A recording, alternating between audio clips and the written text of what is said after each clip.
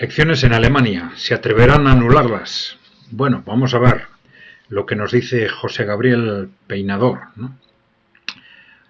Os lo voy a poner completo para que lo podáis leer vosotros mismos. El excomisario europeo Thierry Breton ha sido bastante contundente en una especie de rueda de prensa, bueno, una entrevista ha sido más bien, sí, y ha dejado bien claro la posibilidad de anular las próximas elecciones en Alemania. Sin apenas inmutarse, ha dicho ante las cámaras: lo hicimos en Rumanía y obviamente lo haremos en Alemania si es necesario. Busquen el vídeo, es algo verdaderamente inquietante.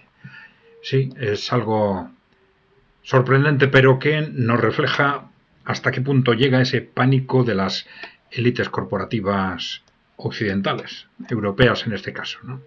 Thierry Breton no es cualquiera, ha sido una figura política muy importante en Francia, es comisario europeo, y vamos a ver esa entrevista, esas declaraciones que no las he localizado en castellano, pero en italiano están listas, ¿no? Yo creo que se entienden más o menos. Vamos a ver. Lo pongo desde el principio.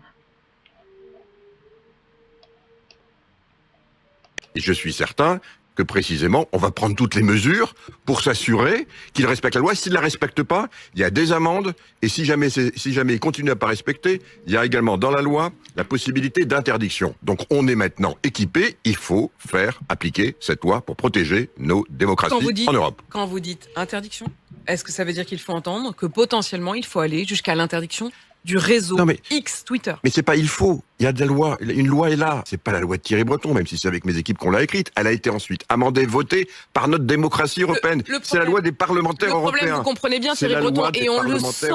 Et on le sent. Désormais qu'il la fasse appliquer. Vous savez, on est dans une période un peu inédite de la démocratie américaine où pendant 100 jours, vous avez le président élu qui monte et qui n'a qu'un seul pouvoir, celui de la parole, et le président sortant qui descend.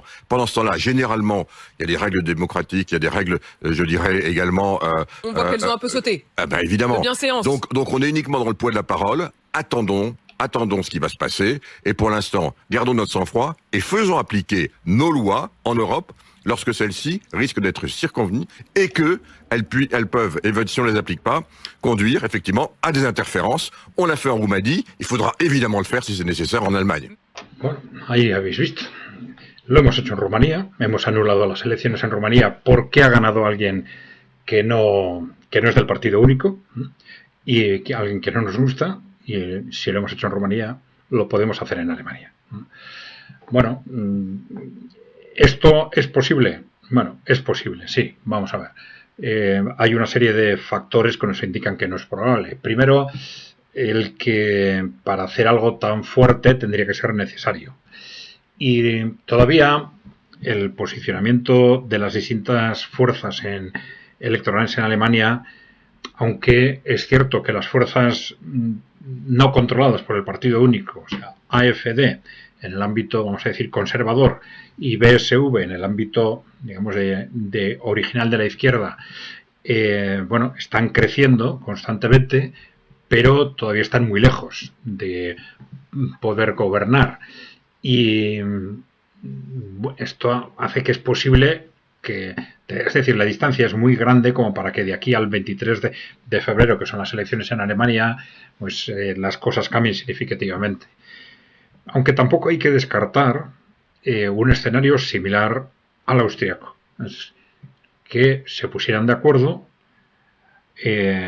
aunque sería muy sorprendente en Alemania, se pusieran de acuerdo la democracia cristiana y AfD para gobernar. Esto, bueno, sería impensable hace un par de meses. Pues la democracia cristiana siempre ha trazado una línea clarísima de no colaborar con la AfD, pero la situación está cambiando radicalmente. Lo que ha pasado en Austria, y si a esto le añadimos influencias que pueda haber de un momento para otro de la victoria de Trump en Estados Unidos, y la influencia que esto pueda tener, aunque no hay mucho tiempo para que esa influencia se manifieste, pero es la influencia que pueda tener en la CDU, La CDU, que siempre ha sido un partido muy vinculado a intereses norteamericanos, ¿no? Entonces esa influencia podría, quizás en teoría, generar un cambio de este tipo que llevara a un gobierno CDU-CSU, democristianos por un lado y AfD por el otro. Esto sería sorprendente, sería muy sorprendente, desde luego, porque claro, incluso en este momento eso sería mucho más fácil con una CDU liderada por Merkel, pero la CDU en este momento está liderada por Merz, que es un hombre de BlackRock. Sus posiciones han sido, hasta ahora, por lo menos clarísimamente vinculadas al liberalismo globalista del Partido Único, ¿no? Bien, entonces, bueno, primero tendría que haber una situación en este sentido peligrosa y luego que tuvieran los medios para hacerlo, ¿no? Pero que es posible, sí, sin duda. ¿Por qué? Pues precisamente por esa situación de desesperación que les ha llevado a anular las elecciones presidenciales en un país como Rumanía, un país de la OTAN, un país de la Unión Europea, y no se lo han pensado 2 veces y han anulado las elecciones. La posibilidad de perder el control de un país clave de la Unión Europea como Alemania, pues es mucho más peligrosa todavía para ellos. Entonces, si pueden, y si es necesario primero, y segundo, si tienen los instrumentos, pues yo no dudaría que lo harían, ¿no? Con todos los riesgos que yo evidentemente pueda tener. Esto también nos enseña pues las consecuencias que puede tener nuestra pasividad. Es decir, que algo tan tremendo como que hayan anulado las elecciones en Rumanía, no hayamos reaccionado. Claro, ya sabemos que los ciudadanos no reaccionan si no hay organizaciones que canalicen esa reacción. Pero claro, ya sabéis cuál es el problema. En muchos países europeos, todos los partidos significativos de izquierda, de derecha y de centro en realidad responden a los mismos intereses.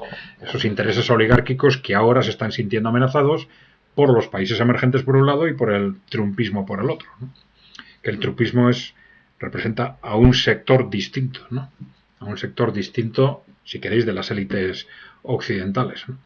Un sector claramente anti-woke, que es una de las esencias del Partido Único, ¿no? El wokismo, ese posmocapitalismo, ya sabéis, posmofeminismo, catastrofismo climático, manipulación de minorías sexuales, explotación masiva de migrantes, y fomento del individualismo y debilitamiento o destrucción de todo tipo de comunidades humanas. Que esas han sido las grandes estrategias corporativas de estos últimos 30 años, son las que defienden nuestros partidos, los que dicen que son de izquierda, de derecha o de centro, pero es mentira, ¿no? Y todos esos grupos están ahora en una situación de pánico ante ese sándwich que parece que les van a hacer entre los países emergentes, en Europa, Rusia fundamentalmente, por un lado, y el trumpismo por otro lado. Bueno, ¿es posible que pase algo de este tipo en Alemania? Ya digo que es difícil por las 2 razones. Primero, es difícil viendo el panorama electoral actual que sea necesario para ellos. Y segundo, pues necesitarían atreverse y poner los instrumentos, ¿no? Pero esta segunda parte, si pueden, si es necesario y pueden, lo hacen.